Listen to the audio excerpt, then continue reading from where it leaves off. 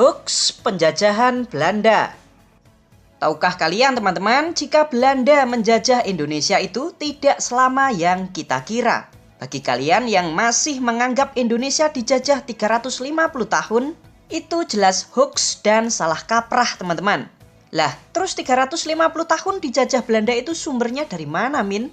Pernyataan Indonesia dijajah 350 tahun salah satunya diutarakan oleh Presiden Soekarno. Tercatat 3 kali Pak Karno mengatakan hal tersebut. Namun kalian harus ingat ya, jika statement tersebut hanyalah pernyataan Pak Karno dan bukanlah fakta sejarah.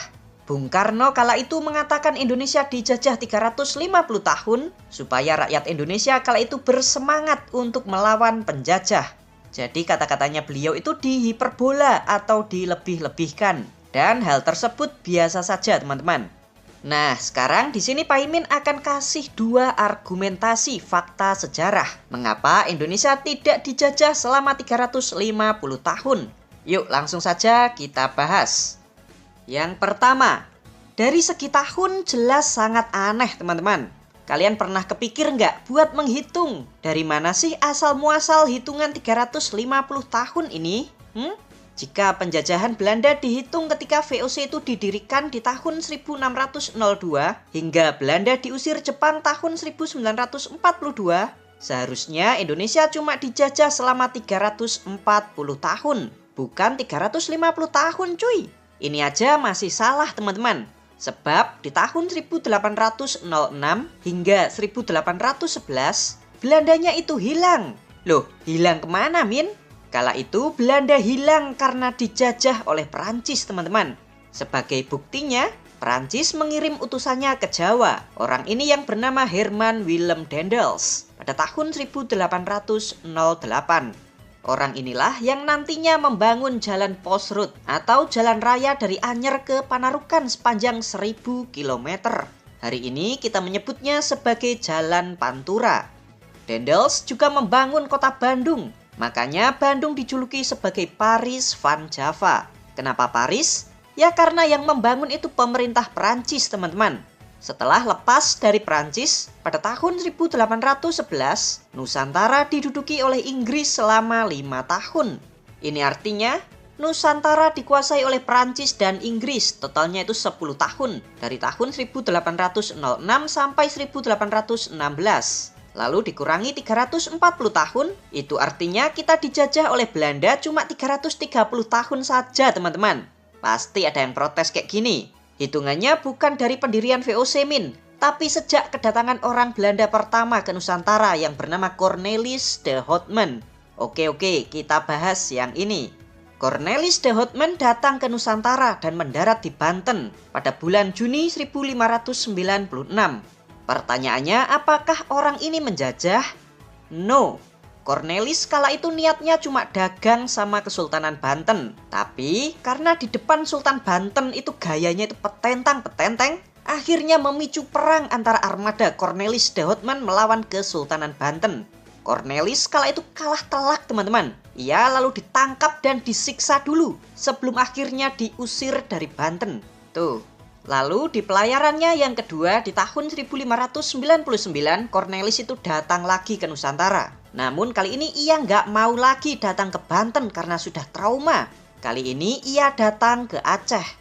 Karena gayanya yang masih petentang-petenteng nggak sopan, Aceh pun nggak terima. Cornelis de Houtman ditantang 2 lawan 1 melawan wanita yang bernama Malahayati.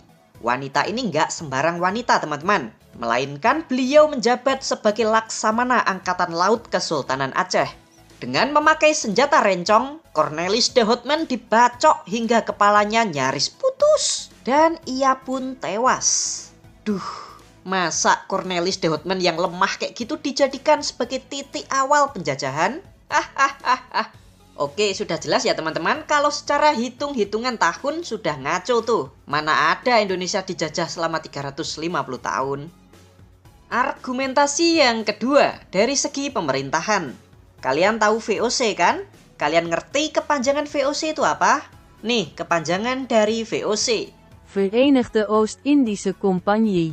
Nah, karena lidah Nusantara itu susah mengejanya, maka disebut belakangnya aja yang kompak nih. Kena lidah kita jadinya company. Hahaha.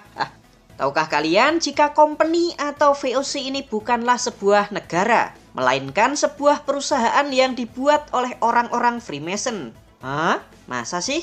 Nih, ceritanya kayak gini teman-teman. Kita balik lagi ke benua Eropa di tahun 1517. Kala itu ada seseorang dari Jerman yang bernama Martin Luther. Orang ini berpendapat jika gereja Katolik sudah menyimpang dari ajarannya nggak kayak dulu. Ia lalu menulis 95 alasan. Nah, bertepatan dengan itu pula mesin cetak ditemukan. Sehingga tulisan Martin Luther ini pun menyebar dengan sangat cepat. Terutama di negara-negara Eropa. Heboh dong teman-teman. Dan semenjak itulah Kristen Protestan pun lahir. Memisahkan diri dari Katolik Roma.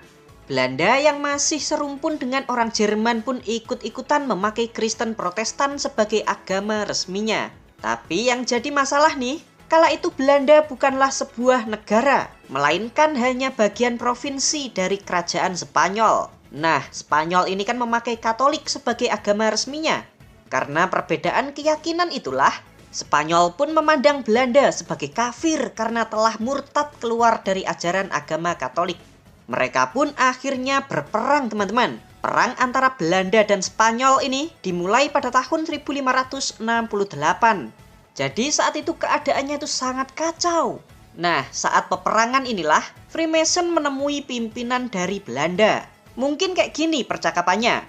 Henda, lu perang sama Spanyol ya? Iya, susah banget tuh ngalahin Spanyol. Gue ada ide nih supaya lu bisa memenangkan perang ini. Gimana caranya, bos? Gini, gue dapat bocoran nih dari pelaut Portugis. Ada tuh kepulauan yang lokasinya di balik India yang sangat kaya. Sumber daya alamnya juga sangat melimpah.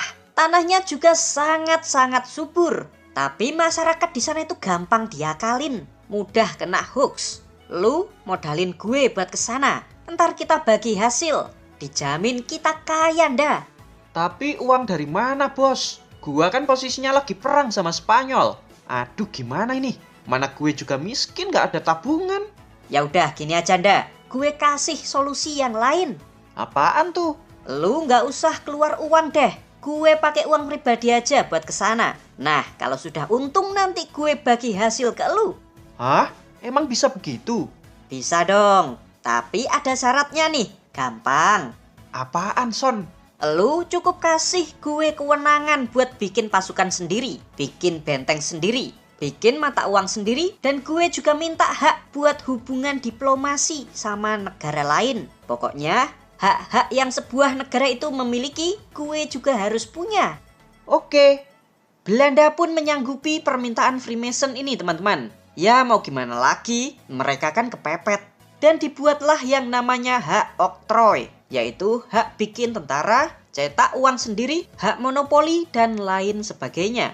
Setelah dapat hak oktroy ini, Freemason lalu mendirikan sebuah perusahaan yang bernama VOC pada tahun 1602 dengan kantor pusatnya berada di kota Amsterdam. Dari sini sudah paham ya teman-teman, kalau VOC ini bukanlah pemerintah negara Belanda, melainkan perusahaan yang dibuat oleh Freemason untuk mencari uang di Nusantara. VOC kerjasama dengan kerajaan-kerajaan dan bupati-bupati di Nusantara. Mereka itu nggak peduli dengan kebijakan dalam negeri di Nusantara. Mereka cuma menginginkan hak monopoli perdagangan rempah-rempah dan uang. Alah, bohong lu Min. VOC itu jelas-jelas menjajah.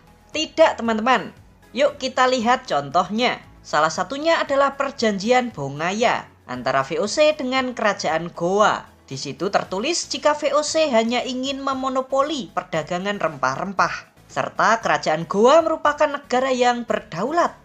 Tuh, jelas kan? Berkat VOC inilah Belanda benar-benar dibuat kaya raya teman-teman. Dan terbukti akhirnya mereka bisa mengalahkan Spanyol di tahun 1648. Nah, sejak saat itulah Belanda baru secara resmi merdeka dari Spanyol dan diakui sebagai negara yang berdaulat. Tahukah kalian teman-teman jika VOC adalah perusahaan pertama di dunia yang IPO atau menjual sahamnya ke masyarakat luas? Ini nih bentuk sahamnya VOC. Nah, berkat VOC inilah Belanda menjadi salah satu negara terkaya di Eropa kala itu, teman-teman. Sayangnya Belanda tidak mengawasi VOC dengan baik.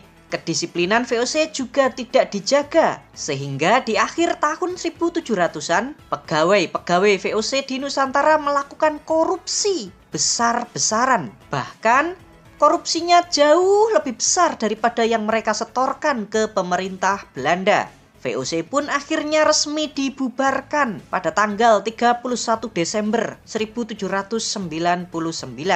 Setelah VOC pergi dari Nusantara, Belanda lalu menamai wilayah Nusantara sebagai Hindia Belanda pada tahun 1800.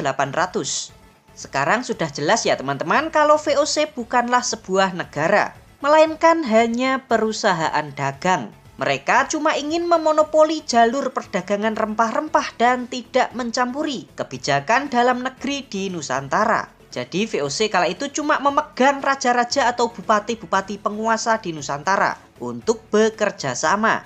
VOC juga tidak menduduki seluruh wilayah yang kita kenal sebagai Indonesia. Nih, peta wilayah VOC di tahun 1790.